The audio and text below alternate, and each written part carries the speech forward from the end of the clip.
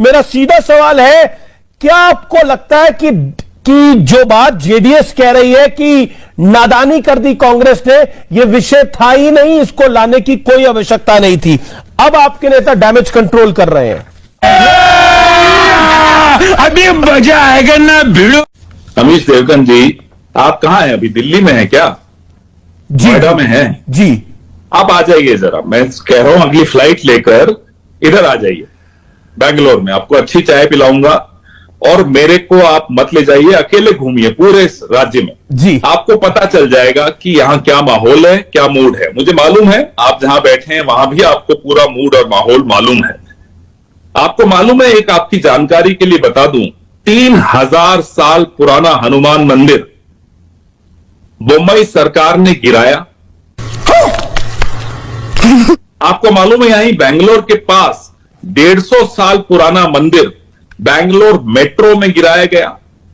शर्म। ये हमें सिखा रहे। मैं क्योंकि बजरंगबली का मैं उपासक हूं, मेरे आराध्य देव हैं, मैं इसको मेरी आस्था पर चोट मानता हूं। और मैं अकेला नहीं हूं, करोड़ों लोग हैं पूरी दुनिया में जो बजरंगबली के उपासक।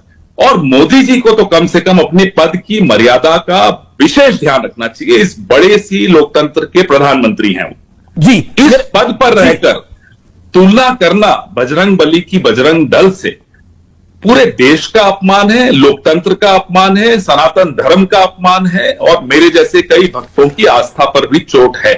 जी, आप ये मुझे बताइए अमीश भाई जी, शिवसेना को इन्होंने धोखा दिया, उनकी पीठ पे एक तरह से छुरा मारा। क्या वो छत्रपति शिवाजी महाराज का अपमान माना जाएगा? शिव जी का अपमान माना जाएगा? राम सेना पर मनोहर पारिकर साहब जो अब हमारे बीच में नहीं रहे, उन्होंने बैन लगाया। क्या वो श्री राम का, प्रभु भगवान राम का अपमान माना जाएगा?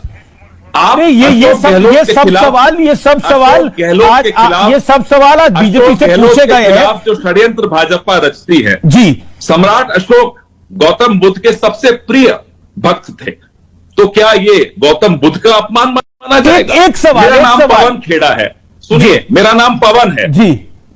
पवन किसका नाम? पवन सुत हनुमान। हेमंता बिस्वा शर्मा माफी मांगे मुझसे, मेरे लिए पुलिस भेज दी।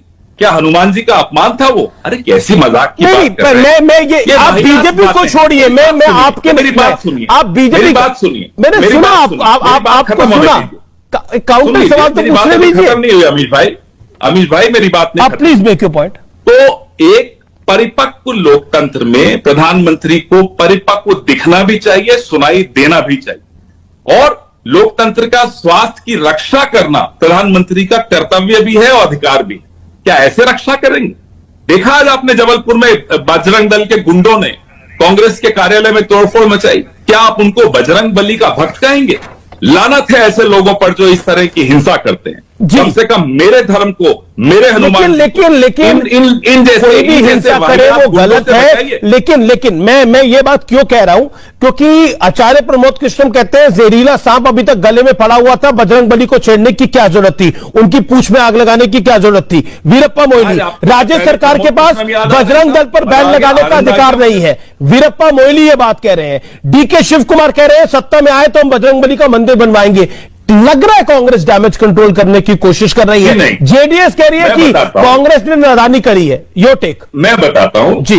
डैमेज कंट्रोल तो हम कर रहे हैं, लेकिन वो डैमेज किसने किया वो मैं बता रहा हूं। डैमेज उन्होंने किया जिन्होंने 3000 साल पुराना मंदिर तोड़ा, जिन्होंने 150 साल पुराना मंदिर तोड़ा, जिन्होंने 36,000 मंदिर इस राज्य में अकेले कर्नाटक में पिछले 4 साल में तोड़े। जी हाँ, वो डैमेज कंट्रोल तो हम करेंगे। हम तो वो डैमेज कंट्रोल भी करेंगे जो 40% कमीशन ले लेकर जो हालत कर दी इन लोगों ने कर्नाटक सरकार। ऐसे तो नहीं जगदीश शेट्टर छोड़कर आ गए, पुराने मुख्यमंत्री, पूर्व उप मुख्यमंत्री, ये सब छोड़कर अगर आ रहे हैं तो वो सब डैमेज कंट्रोल कर रहे हैं। कौन सा डैमेज? जो इस राज्य की जनता को हुआ है, जो यहाँ के बेरोजगार नौजवान को हुआ है।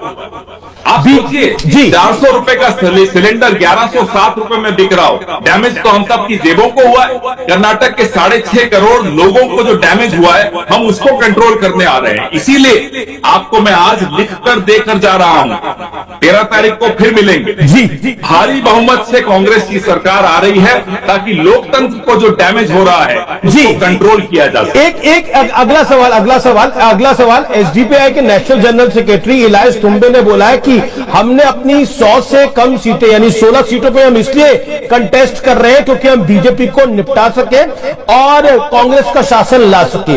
बीजेपी का आरोप है इस पूरे विषय के ऊपर कि एसडीपीआई और कांग्रेस का साइलेंट गठबंधन हो गया है। यो टेक। मैं आपको इसका भी जवाब देता हूं। जी। हमारे सबसे वरिष्ठ मुसलमान जो नेता यहां लड़ रहे हैं उनके खिलाफ एसडीपीआई चुनाव लड़ा रहा है और आप हमें कह रहे हैं एसडीपीआई हमारी मदद कर रहा है। वो कह रहे हैं वो छोड़िए, जो कर रहे हैं मैं वो आपको बता रहा हूं। जो सबसे महत्वपूर्ण लीडर्स हैं हमारे पुराने दिग्गज मुस्लिम लीडर्स हैं उनके खिलाफ एसडीपीआई चुनाव लड़ा रहे हैं। कर दे वापस कैंडिडेट। ये क्या जुगलबंदी है हमें नहीं समझ में आता। हमें यह समझ में आता है हम सिर्फ और सिर्फ कर्नाटक की जनता को लेकिन 40% कमीशन की सरकार, लेकिन एसडीपीआई उनके जनरल सेक्रेटरी कह रहे हैं कि हमने अपने कार्यकर्ताओं को बोला है वो कांग्रेस पार्टी के लिए कैंपेन करें। क्यों नहीं कैंडिडेट वापस लिया? पूछिए उनसे, आप पूछिए ना उनसे, या मोदी जी से परमिशन लेके पूछ लीजिए उनसे कि क्यों कैंडिडेट वापस नहीं किया, क्या तरीका है। मजा आया और मैं ये जो मजा है हिंदुस्तान के हर व्यक्ति को देना चाहता हूं।